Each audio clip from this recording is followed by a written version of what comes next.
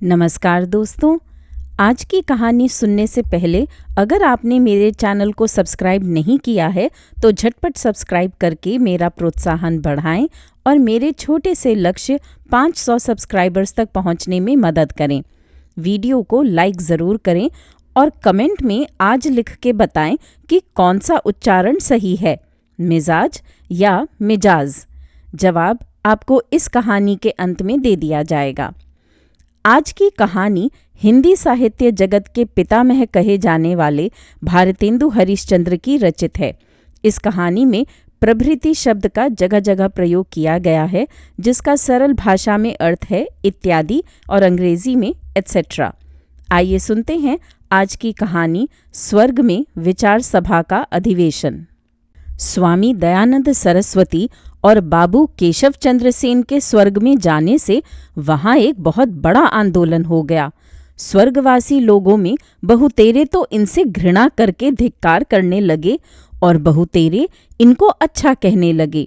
स्वर्ग में भी कंजर्वेटिव और लिबरल दो दल हैं। जो पुराने जमाने के ऋषि मुनि यज्ञ कर करके या तपस्या करके अपने अपने शरीर को सुखा सुखा कर और पच पच कर मर के स्वर्ग गए हैं, उनकी आत्मा का दल कंजर्वेटिव है। और जो अपनी आत्मा ही की उन्नति से और किसी अन्य सार्वजनिक उच्च भाव संपादन करने से या परमेश्वर की भक्ति से स्वर्ग में गए हैं, वे लिबरल दल भक्त हैं।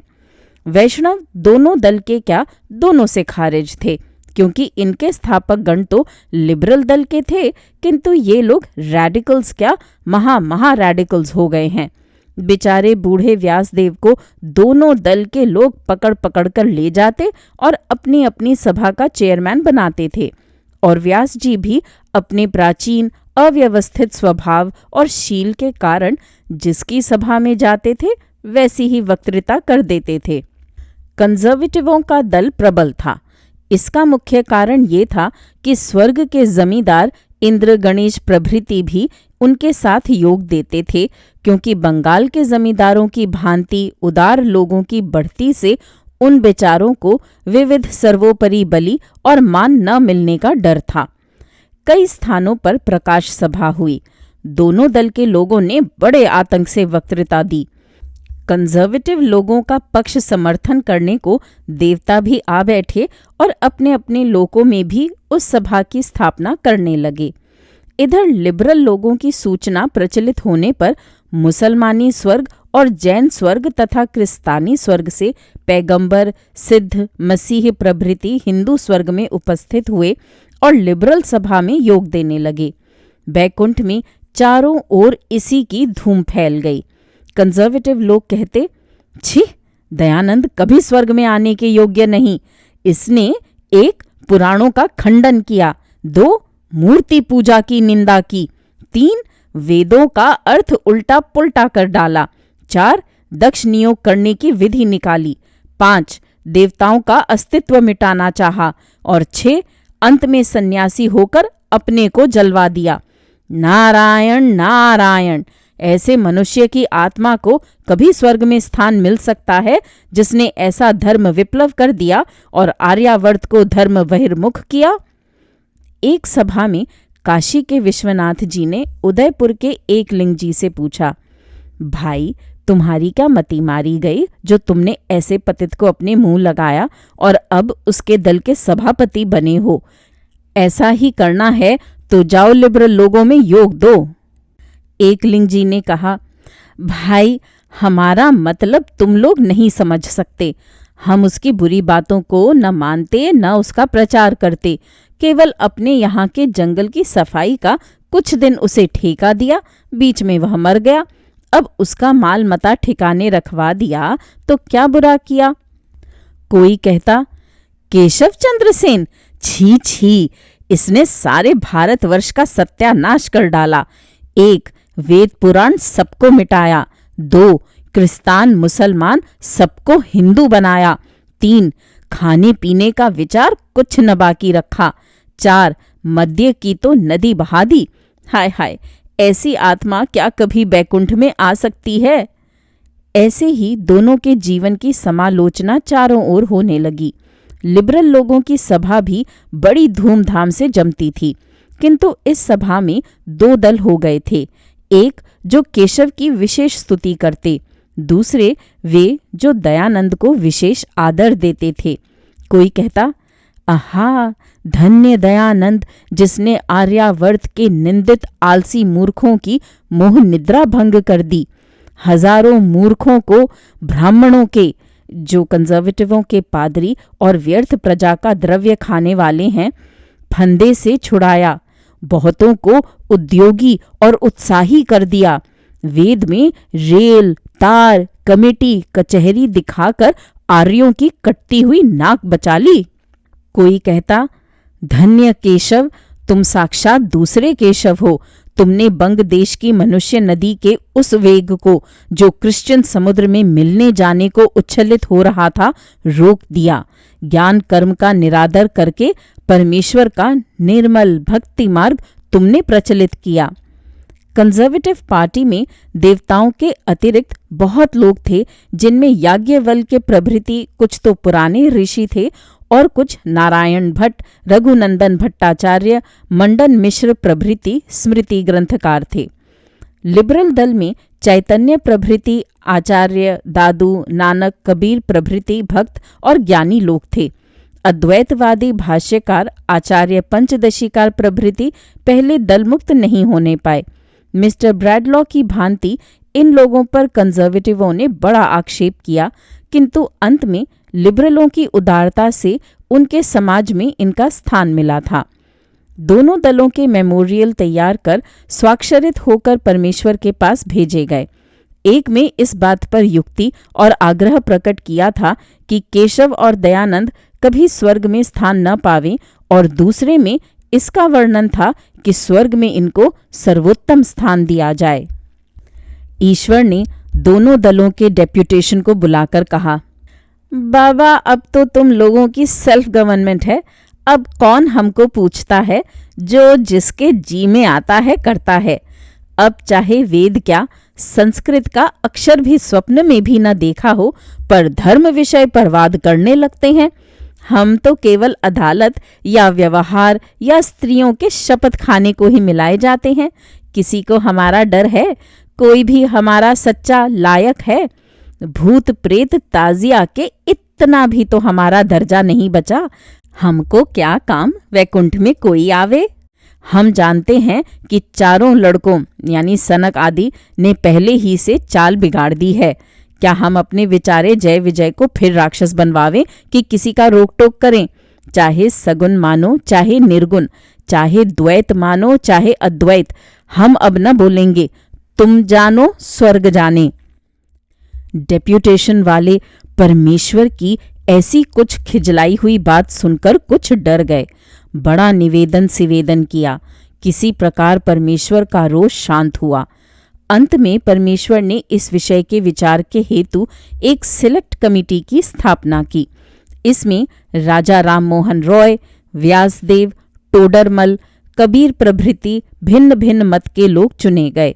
मुसलमानी स्वर्ग से एक इमाम, क्रिस्तानी से लूथर, जैनी से पारसनाथ, बौद्धों से नागार्जुन और अफ्रीका से सिटोवायों के बाप को इस कमेटी का एक्स ऑफिशियो मेंबर नियुक्त किया। रोम के पुराने हर्क्यूलिस प्रभृति देवता तो अब गृह संन्यास लेकर स्वर्ग ही में रहते हैं और पृथ्वी से अपना संबंध मात्र छोड़ बैठे हैं, तथा पारसियों के जरतुश्त जी को कॉरेस्पॉन्डिंग ऑनररी मेंबर नियत किया और आज्ञा दी कि तुम लोग इस सब कागज पत्र देखकर हमको रिपोर्ट करो। उनकी ऐसी भी गुप्त आज्ञा थी कि एडिटरों की आत्मागण को तुम्हारी किसी कार्रवाई का समाचार तब तक न मिले जब तक की रिपोर्ट हम न पढ़ लें। नहीं ये व्यर्थ, चाहे कोई सुने चाहे न सुने, अपनी टाएं टाएं मचा ही देंगे। सिलेक्ट कमेटी का कोई अधिवेशन हुआ। सब कागज पत्र देखे गए। दयानंदी और केशवी ग्रंथ तथा उनके अनेक प्रत्युत्तर और बहुत से समाचार पत्रों का मुलाहिजा हुआ। बाल शास्त्री प्रभृति कई कंजर्वेटिव और द्वारकानाथ प्रभृति लिबरल नव्य आत्मा गणों की इसमें साक्षी ली गई। अंत में कमिटी या कमीशन ने जो रिपोर्ट की उसकी मर्म बात ये थी कि हम लोगों की इच्छा न रहने पर भी प्रभु की आज्ञानुसार हम लोगों ने इस मुकदमे के सब कागज पत्र देखे। हम लोगों ने इन दोनों मनुष्यों के विषय में जहां तक समझा और सोचा है निवेदन करते हैं। हम लोगों की सम्मति में इन दोनों पुरुषों ने प्रभु की मंगलमयी सृष्टि का कुछ विघ्न नहीं किया, वरंच उसमें सुख और संतति अधिक हो इसी में परिश्रम किया।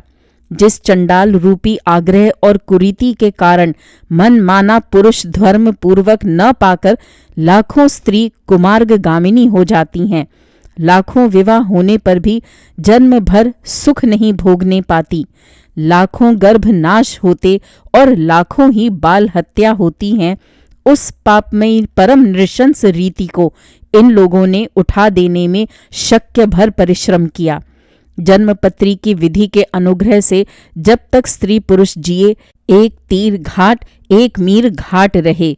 बीच में इस वैमनस्य और असंतोष के कारण स्त्री व्यभिचारिणी पुरुष विषयी हो जाएं, परस्पर नित्य कलह हो, शांति स्वप्न में भी न मिले, वंश न चले, ये उपद्रव इन लोगों से नहीं सहे गए। विधवा गर्भ गिरावे पंडित जी या बाहू साहब ये सह लेंगे, वरंच चुपचाप उपाय भी करवा देंगे, पाप को नित्य छिपाएंगे, अंततो गत्वा निकल ही जाएं तो संतोष करेंगे। इस दोष को इन दोनों ने निःसंदेह दूर करना चाहा। सवर्ण पात्र न मिलने से कन्या को वर मूर्ख अंधा वरंच नपुंसक मिले तथा वर को काली कर्कशा कन्या मिले जिसके आगे बहुत बुरे परिणाम हो, इस दुराग्रह को इन लोगों ने दूर किया। चाहे पढ़े हों चाहे मूर्ख, सुपात्र हों कि कुपात्र, चाहे प्रत्यक्ष व्यभिचार करें या कोई भी बुरा कर्म करें, पर गुरु जी हैं, पंडित जी हैं, इनका दोष मत कहो, कहोगे तो पतित होगे। इनको दो, इनको राजी रखो। इन सत्यानाशी संस्कारों को इन्होंने दूर किया। आर्य जाति दिन दिन ह्रास हो, लोग स्त्री के कारण धन नौकरी व्यापार आदि के लोभ से, मद्यपान के चस्के से, बाद में हार कर राजकीय विद्या का अभ्यास करके मुसलमान या क्रिस्तान हो जाएं, आमदनी एक मनुष्य की भी बाहर से न हो, केवल नित्य व्यय हो, अंत में आर्यों का धर्म और जाति कथाशेष रह जाए, किंतु जो बिगड़ा सो बिगड़ा, फिर जाति में कैसे आवेगा। कोई भी दुष्कर्म किया तो छिपके क्यों नहीं किया। इसी अपराध पर हजारों मनुष्य आर्य पंक्ति से हर साल छूटते थे, उसको इन्होंने रोका। सबसे बढ़कर इन्होंने ये कार्य किया, सारा आर्यवर्त जो प्रभु से विमुख हो रहा था, देवता बिचारे तो दूर रहे, भूत प्रेत पिशाच मुर्दे सांप के काटे बाघ के मारे आत्महत्या करके मरे, जल दब या डूबकर मरे लोग, यही नहीं औलिया शहीद और ताजिया गाजीमिया को मानने और पूजने लग गए थे।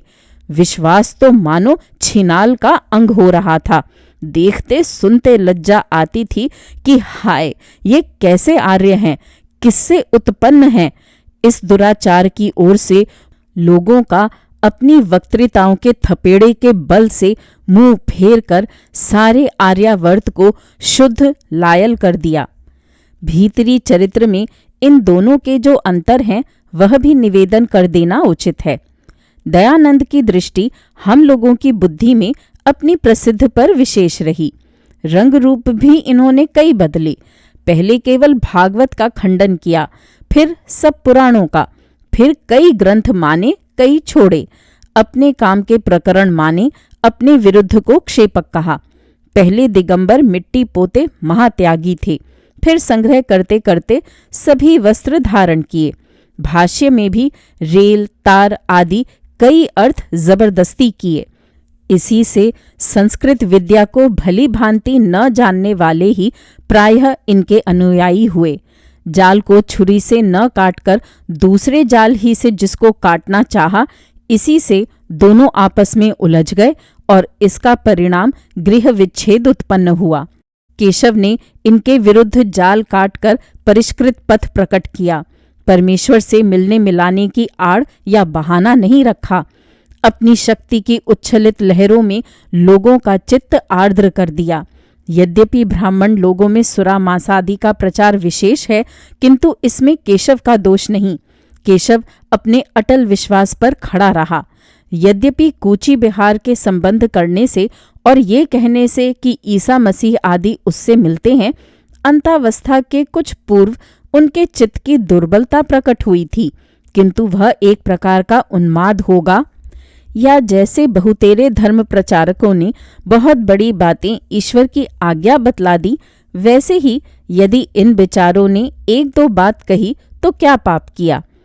पूर्वोक्त कारणों से ही केशव का मरने पर जैसा सारे संसार में आदर हुआ, वैसा दयानंद का नहीं हुआ।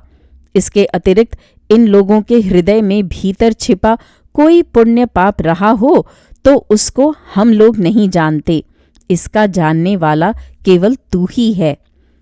इस रिपोर्ट पर विदेशी मेंबरों ने कुछ क्रुद्ध होकर हस्ताक्षर नहीं किया। रिपोर्ट परमेश्वर के पास भेजी गई। इसको देखकर इस पर क्या आज्ञा हुई और वे लोग कहाँ भेजे गए, ये जब हम भी वहां जाएंगे और फिर लौटकर आ सकेंगे तो पाठक लोगों को बतलावेंगे, या आप लोग कुछ दिन पीछे आप ही जानोगे। दोस्तों, अभी आप सुन रहे थे भारतेंदु हरिश्चंद्र का व्यंग्य स्वर्ग में विचार सभा का अधिवेशन। कहानी के शुरू में मैंने आपसे प्रश्न किया था कि आप सही उच्चारण बताएं कमेंट में, मिजाज या मिजाज। तो जवाब है मिजाज सही उच्चारण है। उम्मीद है ये कहानियाँ आपको पसंद आ रही होंगी। मेरे चैनल पर आने के लिए और इन कहानियों को सुनने के लिए धन्यवाद।